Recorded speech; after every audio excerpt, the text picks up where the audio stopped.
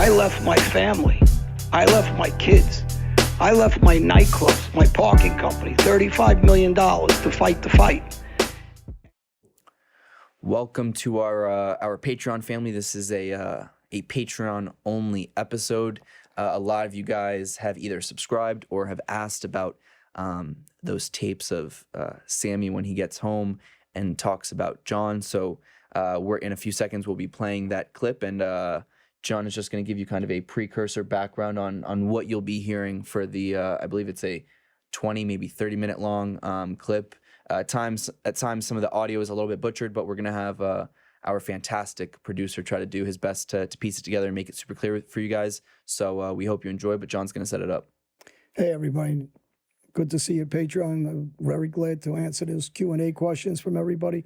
And we're going to give you something special now. Sammy Gravano went to jail a second time after the Gotti case for an ecstasy ring. He did about, I believe he did about 18 years on that. When he came home, he was contacted by one of the directors, producers of my show, Perfect Gangster, that was out on a documentary series. And what he wanted to do was get the opinion of Sammy Gravano about me. And they had his first interview by telephone after 18 years was through the guy Andy that did my Perfect Gangster. And you'll hear Andy calling Sammy Gravano by tape, by phone, on audio, discussing questions of what he thought about me, relating me to a Perfect Gangster, and some of the questions that went along about me being an active enforcer for the Gambino family, the Gotti family, etc. So I hope you guys enjoy it and hear it. And along with that, right after that, we're going to put out tapes. Everybody's asking about me being at the Ravenite and why I won't put those tapes out. And I've decided to put them out. I believe we have 2 or 3 videos that we're going to put out at this time. And then we have some others that we're going to put out. And for the people that don't know, the Ravenite is where members or members of the mob from all our families that have any kind of business with Gotti Sr. at that time as boss and the Gambino family, they meet at our club at the Ravenite. And anybody else that may become a member, they're invited to that club only exclusively through Gotti's OK. And you're going to see that also at Patreon and nowhere else.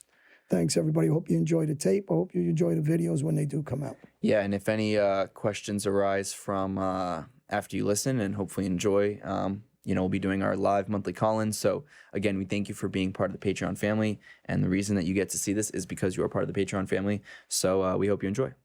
Remember, everybody, my book's coming out. It's out now, pre-sales. It's called Mafia International, John A. Light. Thanks, everybody. Hello? Hello? Yeah, is this, can I talk to Mr. Gravano? Sorry for me taking time. Okay, hi, this is Andy Deliana. We spoke a couple of weeks ago, or a few months ago, through John A. Lights. I don't know if you remember. Yes? Okay, I'm a film director, and we work on a few projects. You want to go further? So this series probably that are called The Perfect Gangster. I don't know if you're aware of that. Yeah? fucking lady. Okay. We already done 2 episodes, and there are more to come. And we started with John A. Lights and few others. The goal of the project is to meet gangsters and to find what could be the main features of a gangster, what life on the street means to them, and at the heart of their life, what is the biggest of the struggle and their achievements. What makes them the perfect gangster? This is the main quest. All around that is also stories about the mob in general and Italian mafia in general, without being specific about one character or another. It's depending more on what they want to show, what they want to expose, that they think is relevant for their life, their own quest. So I just did an introduction, a little bit of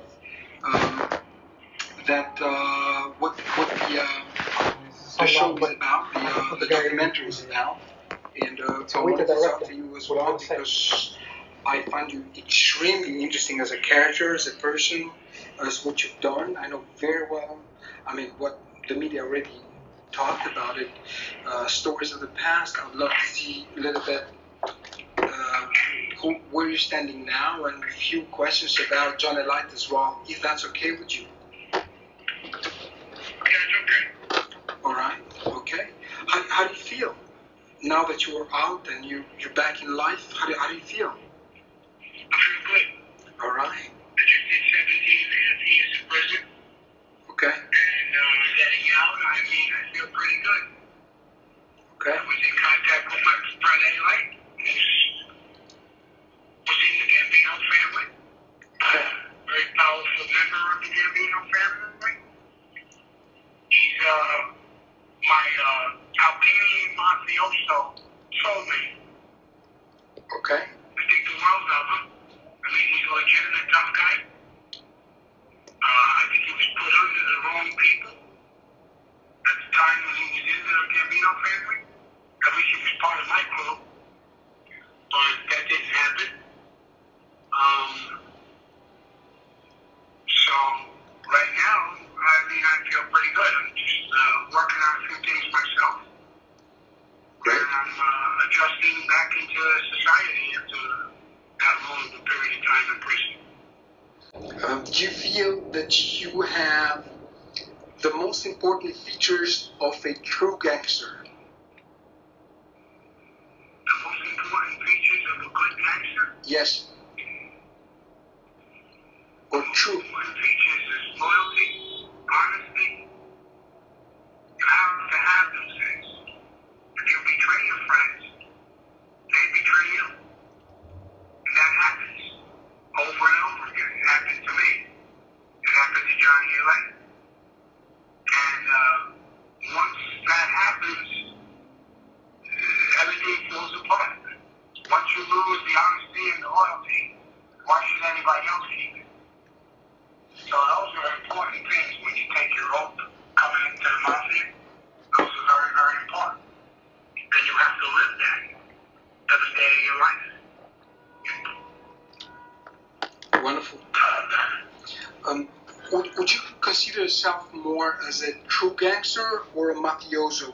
Can you make a difference between those two? There's two things that are in the mafia. Some guys are a gangster, street gangster, a thug.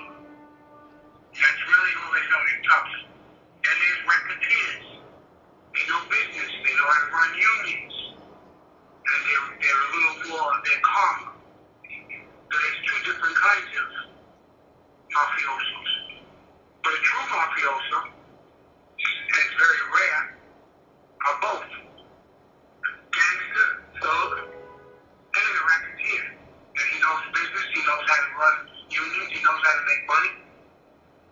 And I believe John Elite had those qualities, both qualities. He could be tough, he could be honest, he could be loyal, he's not stupid. He knew how to run businesses and unions and different things, so he had a good quality. Most mafiosos don't have that. They're either a full-fledged gangster or a racketeer. Wonderful. Can you remember when was the first time you met John?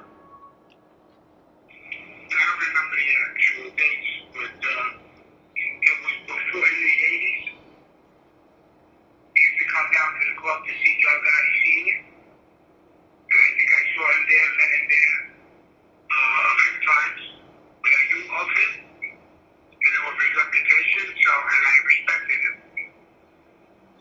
Okay. Did you see him with John Gotti Sr.?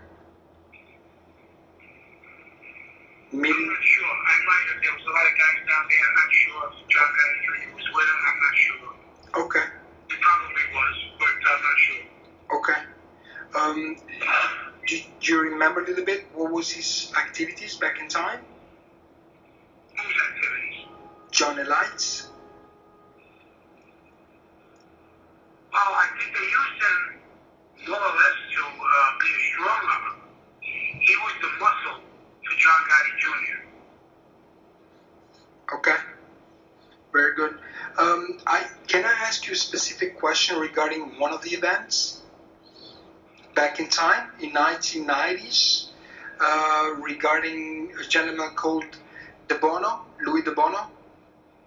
Yeah. Have you heard that maybe a light also was involved or not back in time with what happened to Mr. De Bono? Well, I knew basically what happened, but I didn't know all the players that were involved in the actual murder of him. So he might have been involved, I don't know for sure. Okay. All right. Did you know that he probably knew also Bobby Borriello back in time? Oh, of course he knew him. He was in the same crew. Bobby Borriello was under John Jr., and so was Aaron. Okay. So he has to know him. All right. Did you know that maybe on the 90s or 1991, a light, or 1991, I'd say more, a light kind of had a fall off with Junior, or you were in prison that time? What, in 91 you said? 90 or 91? Yeah, I was in prison already. I went to prison in December of 90. Okay. I see. What was your impression of the guys that were around John Gotti Sr. in general? Were they loyal? There was captains around him. I mean, he was the boss, so there was, I was the underboss. There was a consigliere. There was captains. There was main men. There was associates. And Eli couldn't get made because he wasn't Italian on his father's end. But he was, to us, he was an Albanian mafioso. Okay. With total respect. No, totally understand. Regarding the activities of the mob, can I ask you a question regarding the involvement with the drugs? Have you heard anything about any involvement of the mob with the drug business? Well, there was a lot of guys involved in drugs. I stayed away from it because I just didn't like the people you had to deal with when you dealt with drugs. So I stayed away from it, basically. I understood that John Gotti Sr. said he didn't do it, but he had his hand out. John Gotti Jr. did it. Eli did it. And a bunch of people around him did it. But I wasn't involved in that. So I couldn't add too much information more than that. I understand. Do you think the late 80s FBI was closing in, was trying everything to get the mob done, like really put the mob down? Do you have any impression of that time, late 80s? How did you feel? Well, it was. They were always around us. I had people surveilling me, watching me 24 hours a day, 7 days a week. So I knew they were around. John Gotti Sr. just brought that kind of heat to our family by the way he acted, by being flashy and making everybody meet him down Mulberry Street, and he exposed the whole mob. He made a mistake, a big mistake. And we got arrested because of things he said on tape. Not me, and not most of the other guys, but it's what he said. All right. At the time, Rudy Giuliani used to say, it is time that law enforcers get as organized crime. I don't know if you heard of that expression. Yeah. I thought, I'm not the only one who said it. There's quite a few people who said that it was always time to get organized crime out of the country, and there was always a multitude of agents and state organized crime status, strike force around us all the time. They were what they were. John played right into that. Got himself caught in a stupid place, talking about all kinds of things we did, murders and every other thing, which you should never do. okay. Can I ask you another question regarding the mentality of a gangster? Do you think that kind of mentality, focusing on certain egoism but also being self-centered, is also the heart of what capitalism is about? Say that again. in capitalism, we are focused on materialistic things and try to acquire things in a way we center the interest of the world toward our own interest, and somehow gangsters represent that too. I don't know if you can say that. Being a gangster is a secret society and a secret brotherhood. And Gotti broke that rule by putting it on Front Street in front of the news media. He loved it. He loved the publicity, and it destroyed him, me, and many, many others. Anything that you feel like nostalgic about the life that you can say now?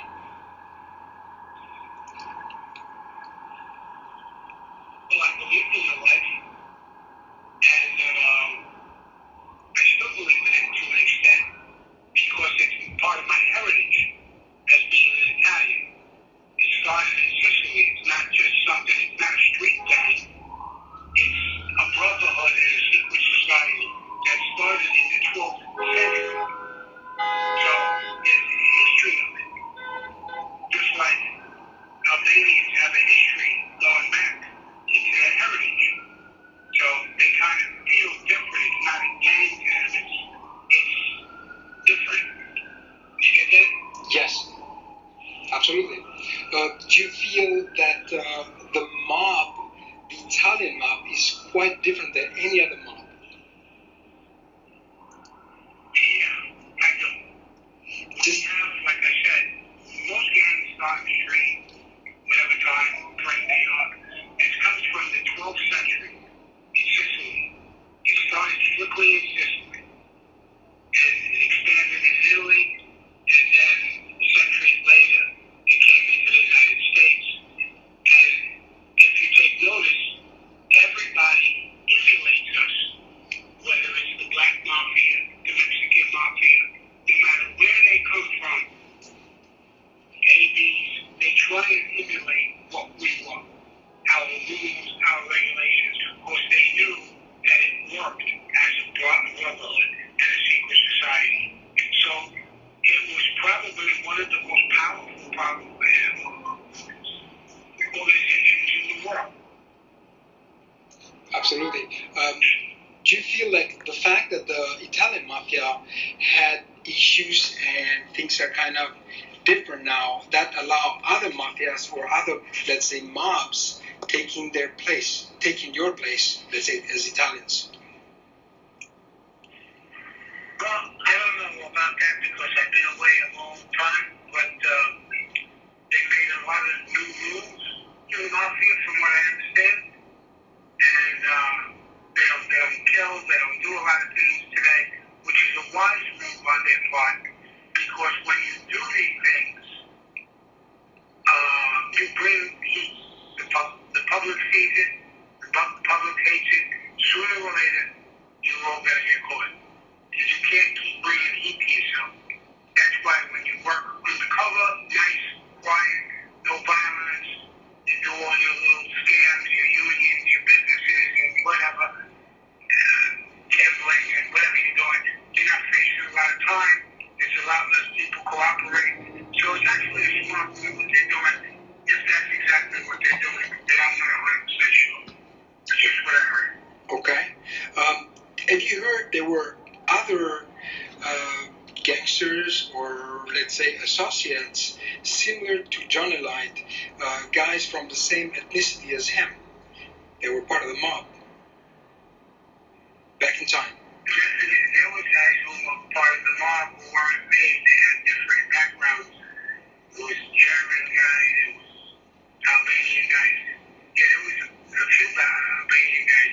I'm not going to disclose their names, but there was a few Albanian guys who were involved.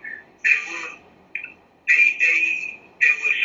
similar to the Italians. They were family oriented. They were people. They used your head. They were ballsy people. They were tough people.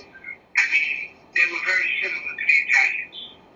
So they fit in pretty good. How is it to be away all this time and live in prison after having a beautiful life that you had, a beautiful career. How does it feel when you are actually closed somewhere and deprived of having your freedom and all the pleasures of life? Oh, it's a horrible feeling. I mean, anybody can tell you that. It doesn't have to be an Italian. Anybody can tell you. When you're taking away your freedom is an important thing in life. You know, you're not only taking away from your freedom, you're taking away from your family. You're not seeing your wife, your children, your grandchildren growing up. You're not able to be there for their parties, to help them, to raise them. I mean, it's a horrible feeling. And that goes to anybody, whether you're black, Hispanic, Albanian, white, Chinese, it doesn't matter. Being a part of an organization that also makes a good profit, being structured that way, do you feel like you're kind of challenging also structures of the society and being almost like a society apart that makes a better life than the rest of the Americans? Did you feel that way back in time? No, like I told you, it was part of my heritage growing up. They were my idols growing up. And it was part of my heritage. As far as making money, money has nothing to do with it, but it does. I mean, everybody wants to make money. But it wasn't part of it. It wasn't greed, and making money was just something we did, but it really wasn't Cosa Nostra. It wasn't our thing. I understand. Do you have any names from the past that you really looked up to as gangsters? All the old-time gangsters I looked up to, Gravano, and just go right down the line. Gravano, and there were so many different people with different names. There's dozens of them, but I don't want to get into all their names and everything. But I looked up to quite a few. And they didn't even have to be a boss. There was just guys who were just made guys, and they were on the lower level. I looked up to them too. Okay. Through time, now when you look back at your life, and if you had another chance to do something else, would you still be attracted to that kind of a life? Yeah, I think I would. Okay. Do you think the situation today still gives a chance to other young people to maybe follow the same things, because it's almost like a nostalgia, but it's also like a lifestyle. It also has to deal with, as you said, with the heritage, or times have changed? No, times have changed big time. People like this in prison who were younger and came into prison, they didn't have the same values. And a lot of those guys, it was all about money and drugs and all kinds of bullshit things. It really wasn't about, they didn't feel the same way. Okay. If you have to choose honor and truth, which one would you pick? I think they're one and the same. Okay. If you had to pick somebody you trust the most, would it be an Italian or not necessary? No, it doesn't have to be Italian. You have to be an Italian to belong to the organization, because that was It's tailored all around you. Your story.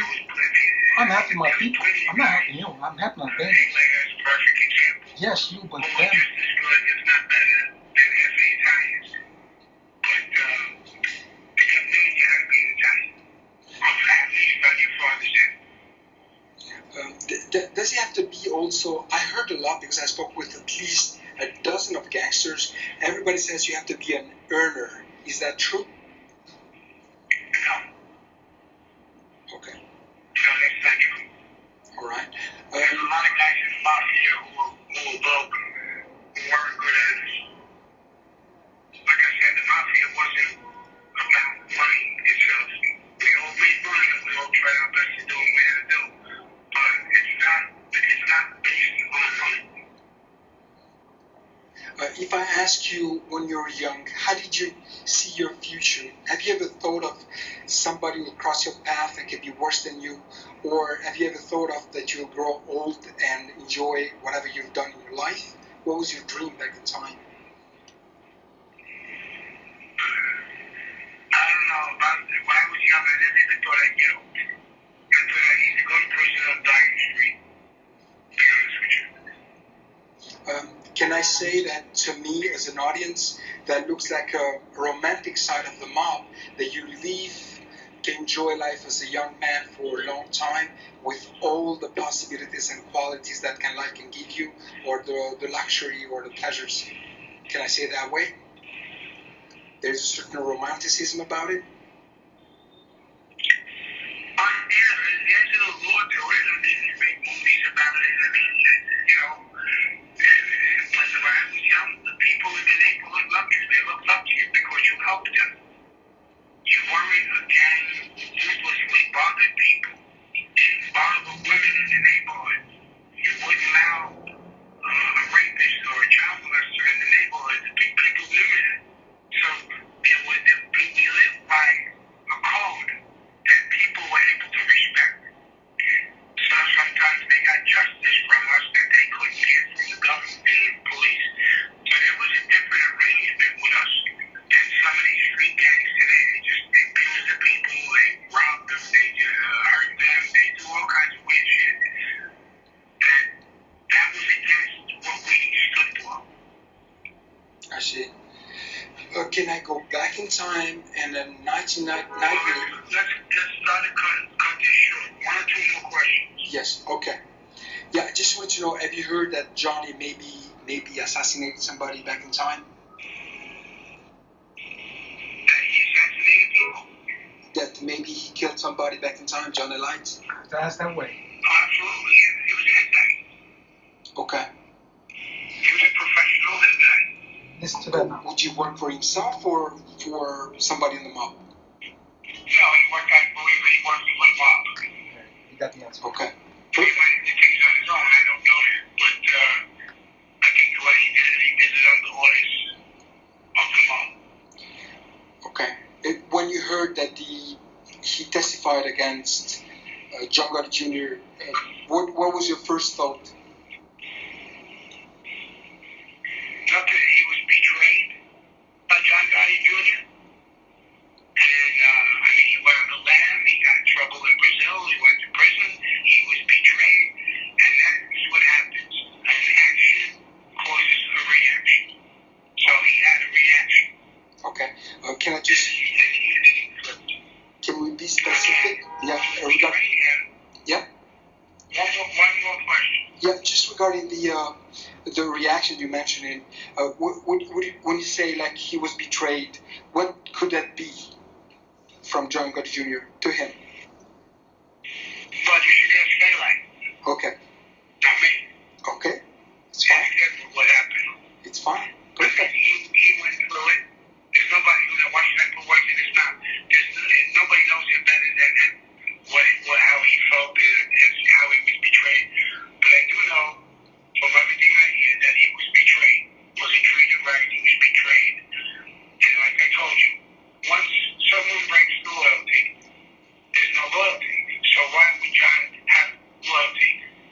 Would you go to prison because your friend betrayed you and put you in a position to go to prison? Would you go? If he did, you'd have to be a fool. And I don't think Johnny A. likes a fool. So he was betrayed and he went the same route. So there's really over there, it's hard to blame anybody. The person you can blame is the person who betrayed the first person. Not for the second night. But you can't say Johnny A. testified and he broke the oath and he betrayed his friend. He got betrayed. So what do you do when that happens? Sometimes that's what you do. You either kill the person who betrayed you, or when you're not in a position like that, you're already arrested and everything, and you realize that you were betrayed and lied to, then the loyalty's out the window, anything else. And I guess that's the way it goes. That was our last question. It was a pleasure talking to you, and plus to answer some of your questions. Yes. And I wish you good luck with your shows. Thank you very much. Thank you, Mr. Gravano. I hope to talk to you soon again. Thank you very much. Have a nice one.